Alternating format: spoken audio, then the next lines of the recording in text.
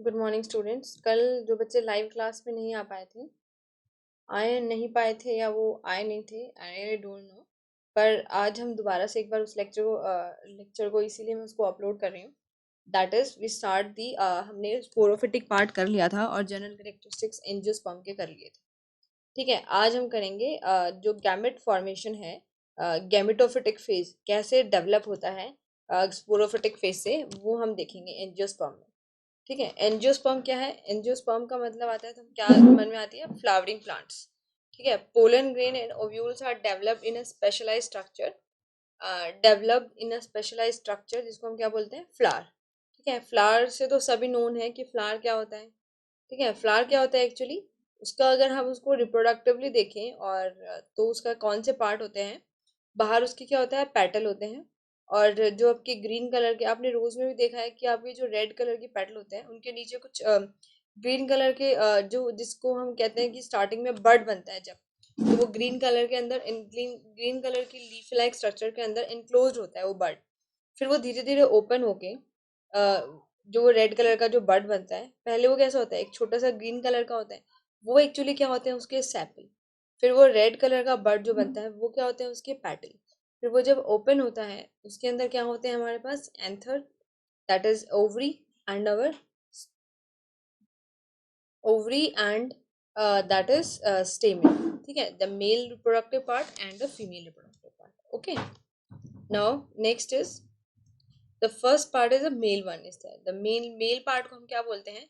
जो mail reproductive part होता है उसको हम क्या बोलते हैं? स्टेमन। ये स्टेमन है। ठीक है, ये स्टेमन के अंदर क्या है एक्चुअली? जो ये स्टेमन है हमारा, इसके ये जो स्टेमन है इसके अंदर ये ऊपर वाला पार्ट जो है ये क्या है? एंथर। दिस इसको हम क्या बोलते हैं? एंथर बोलते हैं। ठीक है, इसको हम बोलते हैं एंथर। और जो ये नीचे वाला पार्ट है, जो ये लॉन्ग स्टॉक लाइक स्ट्रक्चर है, ये हमारा फिलामेंट है। और ये क्या है? ये बाइलोब्ड स्ट्रक्चर क्या है? एंथर। बाइलोब्ड क्यों बोलते हैं इसको? क्योंकि इसमें दो लोब प्रेजेंट है, एक ये लोब प्रेजेंट है और एक ये लोब प्रेजेंट है। ठीक है, तो ये जो स्ट्रक्चर हम देख रहे हैं ये बी वाला, ये कैसे है कि आपने एक एंथर ले लिया ऐसे और उसको ट्रांसवर्सली कट कर दिया इस तरह से। ठीक है, इस वाले कट को हम बोलते हैं ट्रांसवर्स। और अगर कोई ऐसे इस तरह से कट हुआ हुआ है ये, तो इसको हम बोलते हैं लॉन्गिट्यूडनल, क्योंकि हम जब नेक्स्ट चैप्टर पढ़ेंगे दीज आर वेरी इंपॉर्टेंट। ठीक है, तो इस कट को बोलते हैं, इसके थ्रू अगर हम कुछ देखना चाह रहे हैं तो ये ट्रांसवर्स व्यू हो गया। और अगर हम किसी चीज को ऐसे काट के देखते हैं तो वो क्या हो गया? Longitudinal by length. ठीक है, तो ये ट्रांसवर्स व्यू है इसका, इसका हमारे एंथर का, जिसके अंदर हम क्या देखते हैं? जब हमने एंथर को यहाँ से काट दिया तो हमने इसको ऊपर की तरफ से देखा। ठीक है, फ्रंट वाली साइड से देखा, इतने ऊपर इस पोर्शन को हमने हटा दिया और फिर हम इसको इस नीचे वाले पोर्शन को ऊपर की तरफ देख रहे हैं। तो हमें ये क्या बना हुआ दिख रहा है? यहाँ पर हमें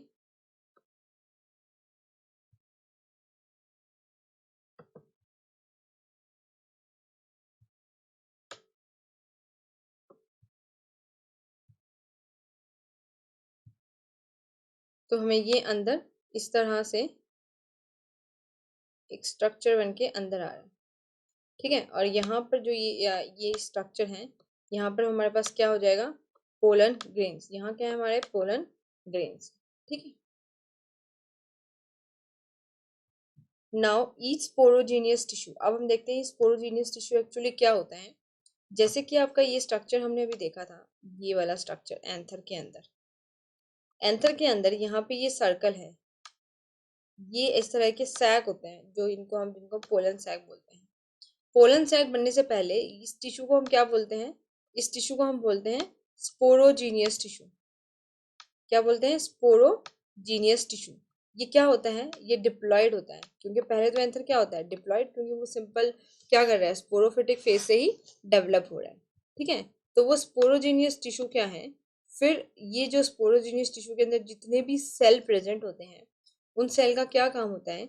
जैसे ये एक बहुत सारे सेल प्रेजेंट है, हमने सिर्फ ये वाला सेल उठा लिया, ये क्या है? 2n है। ठीक है, इसके अंदर हुई मियोसिस, और मियोसिस होने के बाद हमारे पास क्या बन गए? 4 सेल बन गए। 4 एक एक माइक्रोस्पोरोजिनस टिश्यू से 4 सेल बन गए, जिसको हम क्या बोलते हैं, माइक्रोस्पोर टेट्राड। ठीक है, और जिससे बने हैं उस सेल को हम क्या बोलते हैं, माइक्रोस्पोर मदर सेल।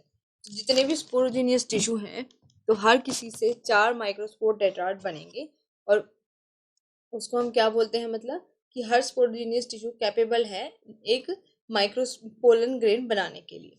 ठीक है, फिर जो पोलन मदर सेल है उसको मियोसिस के थ्रू जो उससे माइक्रोस्पोर बने हैं, मतलब जो पोलन ग्रेन बनेंगे फ्यूचर पोलन ग्रेन, उनको हम उस प्रोसेस को हम क्या बोलते हैं, माइक्रोस्पोरोजेनेसिस। माइक्रोस्पोर मतलब माइक्रोस्पोर बने हैं, और जेनेसिस मतलब बनना। ठीक है, जनरेट होना, जनरेट से वर्ड आया है जेनेसिस। ठीक है, उनका बनना, सिंथेसिस होना। ठीक है, तो the microspore as they are formed are arrange in a cluster of 4 cell. वो क्या से एक तरह से 4 के क्लस्टर में इस तरह से मतलब ये 4 पार्ट हो गए, इस तरह से आपस में अरेंज होते हैं। फिर धीरे धीरे उनका जो वाटर है वो सूख जाता है जब वो मेच्योर होते हैं, और फिर वो क्या बन जाते हैं, हमारे पोलन ग्रेन्स। फिर वो अलग से पोलन ग्रेन बनते हैं। ठीक है, तो पोलन ग्रेन क्या है, बेसिकली अगर हम मेल गैमेटोफाइट की बात करें तो एक मेच्योर मेल गैमेटोफाइट कौन सा होता है, that is the pollen grain. Pollen grain क्या है, एक मेच्योर मेल गैमेटोफाइट है, क्योंकि वही गैमेट की तरह एक्ट करने वाला है, वही हमारा पोलन ग्रेन के अंदर जो न्यूक्लियस है वही हमारा एग के साथ फ्यूज करने वाला है। अब हम इसका डायग्रामेटिक व्यू देखते हैं। ये मैंने स्ट्रक्चर बनाया था, इसके अंदर यहाँ ये जो रेड कलर वाले हैं ये स्पोरोजीनियस टिश्यू हैं। ये स्पोरोजीनियस टिश्यू को बड़ा करके दिखाया हुआ है। तो क्या दिखाया हुआ है एक्चुअली, कि जो ये आपके रेड कलर के जहाँ डॉट लगे हुए हैं, ये हर सेल, ये वाला सेल भी, ये वाला सेल भी, ये वाला cell, every cell is there, ये एवरी सेल जिसमें रेड कलर के डॉट है, ये except this line is there, ये टेप्टम है। ठीक है, इसके अंदर वाली जो ये वाले सेल है, ये वाले सेल भी, ये वाले सेल, ये वाले सेल, ये जितने भी हैं ये स्पोरोजीनियस टिश्यू हैं, और ये सब क्या बनेंगे, एक माइक्रोस्पोर मदर सेल बन जाएंगे। क्या बन जाएंगे, एक माइक्रोस्पोर मदर सेल। अब हम अगर एक माइक्रोस्पोर मदर सेल की बात करें तो उसमें मियोसिस हुआ। मियोसिस होने की वजह से ये क्या था हमारे पास, 2n। अब ये क्या हो गया, हेप्लॉइड। मियोसिस में क्या होता है, डिप्लॉइड से क्या बन जाते हैं हमारे पास, हेप्लॉइड। हेप्लॉइड ऑर्गेनिज्म बन जाता है ना। फिर हेप्लॉइड क्या बनते हैं हमारे पास, सेल बन जाते हैं। फिर ये माइक्रोस्पोर टेट्राड है जिसकी हम बात कर रहे थे। फिर धीरे धीरे एक दूसरे से अलग होंगे। तो अब इस 4 में से हमने ये एक सेल ले लिया जो कि हमारा फ्यूचर पोलन ग्रेन बनने वाला है। ठीक है, इस एक सेल में एक न्यूक्लियस है, पर जैसे जैसे ये मेच्योर पोलन ग्रेन बनेगा इसके अंदर 2 न्यूक्लियस हो जाएंगे, एक ये और एक ये वाला जनरेटिव सेल जो है ये काम करता है एग के साथ फ्यूजन का। ये मेल गैमेट है mainly, that is male nuclei जिसको हम बोल सकते हैं। और जो वेजिटेटिव सेल है ये क्या करेगा कि जो ट्यूब बनेगा, जो पोलन ग्रेन जब स्टिग्मा पे जाके चिपकेगा तो उसको अंदर कैसे लेके जाएगा, पोलन ट्यूब बना के अंदर लेके जाएगा। तो इसको क्या बोलते हैं हम, इसको ये है वेजिटेटिव सेल। इस वाले न्यूक्लियस का ये काम है। और ये जो स्ट्रक्चर है, ये जो स्ट्रक्चर है, ये जो स्ट्रक्चर है ये क्या है, इसके अंदर ये क्या प्रेजेंट है, पोलन ग्रेन मेच्योर हो गए हैं, और फिर ये यहाँ से रिलीज हो जाएंगे जब ये मेच्योर हो जाएंगे। ठीक है, तो अब आपको अच्छे से समझ में आ गया होगा कि पोलन ग्रेन कैसे बनते हैं और कहाँ से बनते हैं, एंथर में से बनते हैं, और वो भी मियोसिस के थ्रू ही हमारा मेल गैमेट जो है वो बनता है। और जो एंथर जब तक क्या ना हो जाए, जब तक पूरी तरह से मेच्योर ना हो जाए, वो क्या रहता है, इस completely depend upon the plant अपने न्यूट्रिशन के लिए, सब कुछ के लिए वो किस पे डिपेंड होता है, स्पोरोफिटिक फेज पे ही डिपेंड होता है। क्या, हमारा जो मेल गैमेट है। तो इसलिए जो स्पोरोफिटिक फेज है वो क्या है, इसकी डोमिनेंट है। अब आता है female reproductive part. Female reproductive part को हम क्या बोलते हैं, पिस्टल। पिस्टल में एक्चुअली क्या होता है, पिस्टल के अंदर यहाँ नीचे ये हमारी ओवरी है, ये नीचे वाला पार्ट जो है ये सारा ओवरी का पार्ट है। ठीक है, ऊपर स्टाइल है और उसके ऊपर स्टिग्मा। स्टिग्मा का क्या काम होता है, पोलन के साथ इंटरेक्शन का, मतलब पोलन इस पे आगे चिपक जाता है। ठीक है, और उसके बाद आता है स्टाइल। स्टाइल का क्या काम होता है, it connect the stigma to the ovary. Ovary से स्टिग्मा को कनेक्ट करता है। ठीक है, और ओवरी का है, ओवरी क्या है, जहाँ पर हमारे ओव्यूल्स, जहाँ पे हमारा एग प्रेजेंट होता है, जहाँ हमारे सीड बनते हैं। ठीक है, और ओव्यूल्स क्या है, ओव्यूल्स जो है इस ओवरी के अंदर हमारे, ये जो स्वॉलन पार्ट है इसके अंदर छोटे छोटे ओव्यूल्स प्रेजेंट होते हैं चैम्बर्स के अंदर। ये एक ओव्यूल से क्या होता है, एक सीड डेवलप होता है। एक ओव्यूल से एक सीड डेवलप होगा, दूसरे से दूसरे। तो यहाँ पर इसका मतलब ये है कि एक अगर इसमें बहुत सारे ओव्यूल प्रेजेंट हैं तो एक टाइम पर बहुत सारी ट्यूब भी अंदर जा सकती है और वो अलग अलग ओव्यूल के साथ जाके फ्यूज हो जाएंगी। और जो ये ओव्यूल हैं, जैसे ये हमारा एक चैम्बर है ओवरी का, और इसके अंदर ये ओव्यूल है, ये ओव्यूल इस तरह से, इस तरह से, इस तरह से ये क्या है, ओव्यूल है जो कि हमारे किसके साथ लगे हुए हैं, ये जो पेरेंट काइमेटस टिश्यू है ओवरी का, इसके साथ ये चिपके हुए हैं। ठीक है, तो अभी जितना हम डिटेल पढ़ रहे हैं ये सिर्फ आपके समझने के लिए है, ज़्यादा और कुछ करने के लिए नहीं है। आप जितने एनसीईआरटी में हैं आप उसको रेफर कर सकते हैं। और डायग्राम भी सिर्फ आप जो है हमारा एंथर का, मतलब दैट इज स्टेमन जो डायग्राम मैंने बताया है, और ये ओवरी का डायग्राम, इसको इम्पोर्टेंस दीजिए और ये ड्रॉ भी करिए नोटबुक के अंदर। और रादर और कुछ आपको इतना ड्रॉ करने की जरूरत नहीं है, जो भी हमने ये डायग्राम पूरा पढ़ा है इसको ड्रॉ करने की जरूरत नहीं है, ये सिर्फ आपके समझने के लिए बनाया हुआ है। अब आता है, अब इसके अंदर ये ओव्यूल बन गया। ठीक है, अब इस ओव्यूल से एग कैसे बना। ठीक है, ओव्यूल तो प्रेजेंट है, अब ओव्यूल से एग कैसे बना, ये तो सिंपल एक डेवलपमेंट हुई, हमारे एक सेल बन गए। अब ये ओव्यूल तो एक मास ऑफ सेल है। ठीक है, इस मास ऑफ सेल से, इसके अंदर तो बहुत सारे सेल हैं, अब इस सेल में ये कौन सा पता लगेगा कि कौन से वाला सेल एग है, तो उसकी डेवलपमेंट कैसे हुई ये देखते हैं। The diploid megaspore mother cell भी मेयोसिस के अंडरगो जाएगा और फिर वो क्या बनाएगा, हेप्लॉइड मेगास्पोर। ठीक है, अब वो कैसे बनाएगा उसको हम क्या बोलते हैं, मेगास्पोरोजेनेसिस। जैसे ये हमारा ओव्यूल था, ये जैसे हमारा ओव्यूल है, इस ओव्यूल में एक सबसे पुराना सेल प्रेजेंट है, उसको हम बोलते हैं आर्कीस्पोरियल सेल। क्या बोलते हैं, आर्कीस्पोरियल सेल बोलते हैं उसको। ठीक है, आर्की मतलब सबसे पुराना और स्पोरियल मतलब जिसको आगे जाके स्पोर बनाना है। ठीक है, अब उसमें क्या हुआ, वो हमारा ओव्यूल के अंदर है, यहाँ ये पूरा ओव्यूल का स्ट्रक्चर है। ठीक है, तो फिर इसने आगे जाके माइटोसिस किया और दो सेल बन गए, एक प्राइमरी पैराइटल सेल, एक स्पोरोजीनियस सेल। ये सारे के सारे क्या हैं, डिप्लॉइड है सारे के सारे सेल। ठीक है, अब इसके अंदर क्या हुआ, मियोसिस। जो सिर्फ स्पोरोजीनियस सेल है ना, वहां पर क्या था, जितने भी स्पोरोजीनियस टिश्यू थे सब मेगास्पोर मदर सेल, और सबके अंदर क्या हुआ है, ओव्यूल के अंदर सिर्फ एक ओव्यूल के अंदर, एक ओव्यूल के अंदर की बात हो रही है। ठीक है, एक ओव्यूल के अंदर एक ही स्पोरोजीनियस सेल होता है और उससे फिर मियोसिस होके हमारे पास क्या बन जाती है, again we get a tetrad, एक टेट्राड बन जाती है। और उस टेट्राड में ये क्या है, सारे हेप्लॉइड, क्योंकि क्या हुआ है हमारे पास, मियोसिस। मियोसिस की जब भी बात आएगी तो क्या होगा, डिप्लॉइड कन्वर्ट टू हेप्लॉइड। ठीक है, और इसमें क्या होता है, पर ये जो तीन सेल है ये क्या हो जाएंगे, डीजनरेट हो जाएंगे, और डीजनरेट होने के बाद सिर्फ एक ही फंक्शनल बनेगा। अब जो फंक्शनल मेगास्पोर है उसके अंदर क्या होता जाएगा, माइटोसिस होता जाएगा। क्या हो रहा है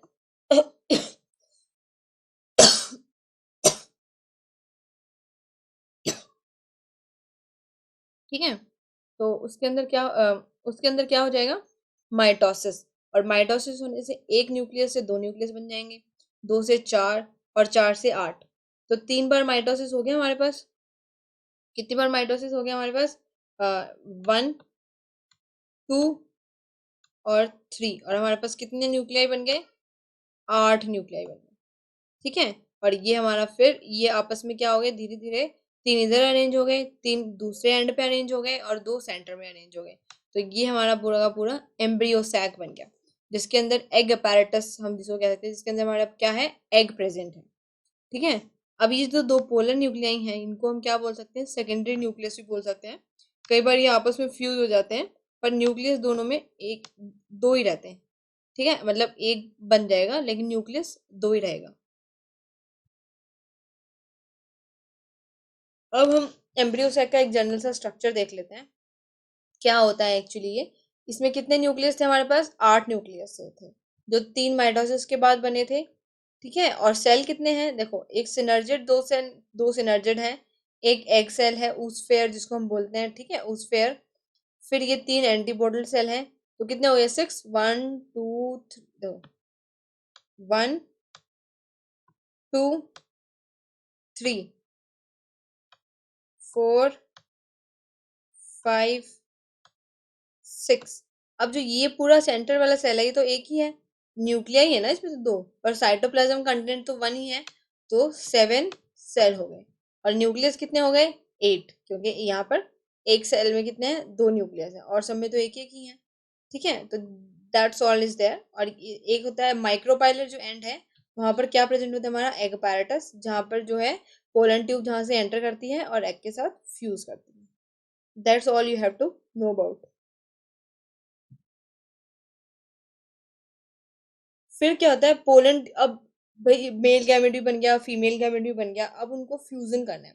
फ्यूजन होने के बाद ही हमारे पास जाइगोट बनेगा। तो उसके लिए क्या होता है? पोलन ट्यूब फॉर्मेशन होती है, मतलब जब पोलन आके चिपक जाते हैं स्टिग्मा पे, तो वो धीरे धीरे क्या करते हैं? स्टाइल के थ्रू ग्रो करने लग जाते हैं, मतलब कि हाँ भाई सही पोलन आ गया है, मतलब इसी प्लांट का है और इसको इसके साथ सही इंटरेक्शन होगा। अब किसी को ऐसा तो नहीं हो सकता ना कि किसी भी प्लांट का पोलन आगे किसी पे भी गिर गया, नहीं, ऐसा नहीं होता कभी भी। प्लांट के अंदर अपने आप ये कैपेबिलिटी होती है कि वो सिलेक्ट करे कि कौन से पोलन उस पे ग्रो करेंगे, ठीक है। वो हम हायर और आगे क्लासेस में पढ़ेंगे, मतलब नेक्स्ट और चैप्टर्स में, या नेक्स्ट क्लास की जो 12th क्लास है उसमें हम इसके बारे में और डिटेल में पढ़ेंगे कि कैसे ये प्रोसेस जो है पॉलिनेशन वाला फिजिबल होता है, ठीक है। तो अभी तो सिर्फ हमें इतना पढ़ना है कि पोलन ट्यूब, यहाँ पे पोलन आगे गिर गया और एक पोलन ट्यूब बन गई। पोलन ट्यूब बनने के बाद वो माइक्रोपाइलर एंड से एंटर करेगी और एग सेल के साथ अपने मेल गैमेट्स को फ्यूज करवा देगी, ठीक है। और पोलन्स का स्टिग्मा तक आने का प्रोसेस को हम बोलते हैं पॉलिनेशन। वो पॉलिनेशन जो कि इंसेक्ट की हेल्प से भी हो सकता है, विंड की हेल्प से भी हो सकता है। जब आपने विंड देखा है जब तेज चलती है तो कई बार क्या होता है, कुछ प्लांट्स के अंदर जो बहुत ही पाउडर फॉर्म के पोलन्स होते हैं वो उस पे से उड़ने लग जाते हैं। वो उड़ के क्या कर रहे होते हैं? वो इतने लाइट होते हैं कि वो हवा के साथ इजीली ट्रांसफर कर सकें एक जगह से दूसरी जगह और जाके स्टिग्मा पे। और स्टिग्मा कैसा होता है? ताकि वो उस पर आसानी से चिपक सके, स्टिकी होता है स्टिग्मा, ठीक है। और जैसे इंसेक्ट है, जैसे हनी बी है, वो नेक्टर लेती है प्लांट से, क्या बनाने के लिए? हनी बनाने के लिए, ठीक है। तो उसके ऊपर भी कुछ पोलन चिपक जाते हैं, फिर वो जाएगी दूसरे फ्लावर से हनी लेने, सॉरी नेक्टर लेने। तो फिर वो क्या करेगी? जो उस पे चिपके थे वो उसके स्टिग्मा पे चिपक देंगे। तो इस तरह के बहुत सारे पॉलिनेशन के तरीके हैं, ठीक है। ह्यूमन बींग्स भी एजेंसी है एक तरह से, वाटर, बैट्स, बर्ड्स, ठीक है। तो पोलन ग्रेन फिर जर्मिनेट करेगा स्टिग्मा के ऊपर और पोलन ट्यूब बना देगा। ये क्या है हमारे पास? Pollen tube. एंड और फिर वो ओव्यूल तक, ये जो सारा का सारा स्ट्रक्चर है ये क्या है हमारा? ये सारा का सारा क्या है? ओव्यूल है, ठीक है। इस तरह से ओव्यूल के अंदर पहुंच जाएगी पोलन ट्यूब और फिर वहां पर अपने दो मेल गैमेट को डिस्चार्ज कर देगी। अब क्या होता है, जैसे कि ये देखो यहाँ पर इसमें क्या हुआ था जब ये पोलन ट्यूब बन रही थी ना, तो पहले हमारा जो पोलन था उसमें क्या था? एक ये न्यूक्लियस था, एक ये न्यूक्लियस था। जब ये पोलन ग्रेन है, क्या है ये? पोलन ग्रेन, ठीक है। अब ये पोलन ग्रेन जब ये ट्यूब बन रही थी ऐसे करके, तो इसमें एक की जगह दो मेल गैमेट हो गए माइटोसिस से, ठीक है। और यहाँ पर हमारा ट्यूब न्यूक्लियस जो ट्यूब बनाने में हेल्प कर रहा है वो तो है ही, ठीक है। अब ये जो दो मेल गैमेट हैं ये यहाँ एंटर कर जाएंगे। तो एक तो हमारा एग के साथ फ्यूज कर गया उस फेयर के साथ, दूसरा हमारा किसके साथ फ्यूज करेगा? पोलर न्यूक्लियाई के साथ। तो यहाँ पर दो न्यूक्लियाई आपस में मिल रहे हैं, तो यहाँ पर क्या हो गया? 2n। यहाँ पर कितने न्यूक्लियाई आपस में मिल रहे हैं? कितने क्रोमोसोम हो जाएंगे फिर हमारे पास सेट? 3 क्रोमोसोम, क्योंकि इसका क्रोमोसोम 1, क्रोमोसोम 2 और क्रोमोसोम 3, ठीक है। ये है हमारे पास 3n। तो ये जो 3n फ्यूजन होता है, मतलब fusion of male gamete and fusion of polar nuclei, this is called triple fusion. This is called triple fusion. और जो ये वाला फ्यूजन है, द मेल गैमेट और एग को फ्यूजन को हम क्या बोलते हैं? सिनगैमी। हम क्या बोलते हैं इसको? सिनगैमी। और ट्रिपल फ्यूजन किसको बोलते हैं? Triple fusion is fusion of male gamete and the polar nuclei of the central cell. तो यहाँ पर दो फर्टिलाइजेशन हुई, फर्टिलाइजेशन 1 एंड फर्टिलाइजेशन 2, तो इसको हम क्या बोलते हैं, इसलिए डबल फर्टिलाइजेशन। और ये सिर्फ किसके केस में होता है, प्लांट्स एंजियोस्पर्म के केस में ही होता है। ठीक है, तो डबल फर्टिलाइजेशन का फायदा क्या हुआ है, डबल फर्टिलाइजेशन का फायदा ये हुआ है कि ये जो सेल, जो सेंटर वाला सेल था, और वो इतना ज्यादा उसमें साइटोप्लाज्म कंटेंट हमने देखा था, वो बहुत रिच है, तो वो एंडोस्पर्म की तरह एक्ट करेगा। और फिर जो यहाँ ये जाइगोट बना है, इस जाइगोट से फिर एम्ब्रियो बनेगा, मतलब मल्टी सेलुलर सेल स्ट्रक्चर बनेगा, तो उसको ग्रो करने में हेल्प करेगा, सीड को बनने में हेल्प करेगा। ठीक है, तो ये काम होता है एंडोस्पर्म का। जैसे आपने कोकोनट देखा है, कोकोनट के अंदर जो पानी प्रेजेंट होता है वो एक्चुअली क्या होता है, वो उसका एंडोस्पर्म ही होता है।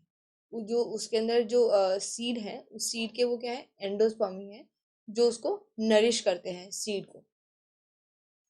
ठीक है, अब क्या हुआ, फर्टिलाइजेशन हो गई, फर्टिलाइजेशन के बाद एंडोस्पर्म बन गया, फिर एम्ब्रियो बन गया, एम्ब्रियो से क्या हुआ, ओव्यूल जो है वो मेच्योर हो गया यहाँ पे, ये एम्ब्रियो बनने के बाद, और फिर वो सीड, और सीड से फिर जो ओवरी थी वो क्या बन गई, फ्रूट बन गई। मतलब जैसे आपने मैंगो खाया है ना, मैंगो, मैंगो के अंदर सीड होता है, और ये जो बाहर वाला जो मैंगो का पार्ट, जो हम एडिबल पार्ट जिसको बोलते हैं, वो क्या होती है, उसकी ओवरी की वॉल्स होती हैं, जो डेवलप होके क्या बन गई हैं, डेवलप होके क्या बन गई हमारे पास, डेवलप होके क्या बन गई हमारे पास, वो दैट इज फ्रूट। ठीक है, वो एक्चुअली है क्या, ओवरी वॉल। तो ovary into the fruit, ovary किस में डेवलप हो जाएगा, फ्रूट में डेवलप हो जाएगा, और अंदर क्या रहेगा, सीड ओनली। ठीक है, तो ये हो गया, तो ये थी इसकी कंप्लीट लाइफ साइकिल एंजियोस्पर्म की। सीड बन गया, अब उस वो जो एम्ब्रियो बना था, और जब फेवरेबल कंडीशन आएंगी, ये एम्ब्रियो से सीड, हमारे पास सीड बन गया था, अब वो सीड को आप कहीं ग्रो कर दो, दोबारा से क्या बन जाएगा, प्लांट बन जाएगा। ठीक है, तो ये इसकी लाइफ साइकिल है।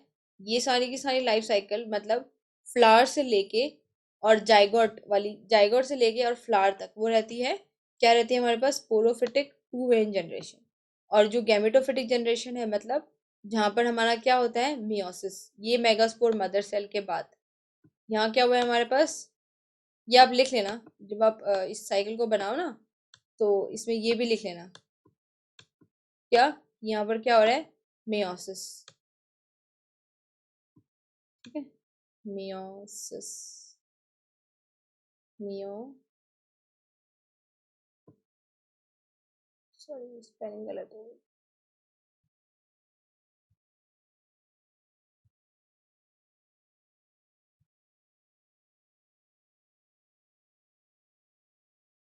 क्या बन गया ये, मियो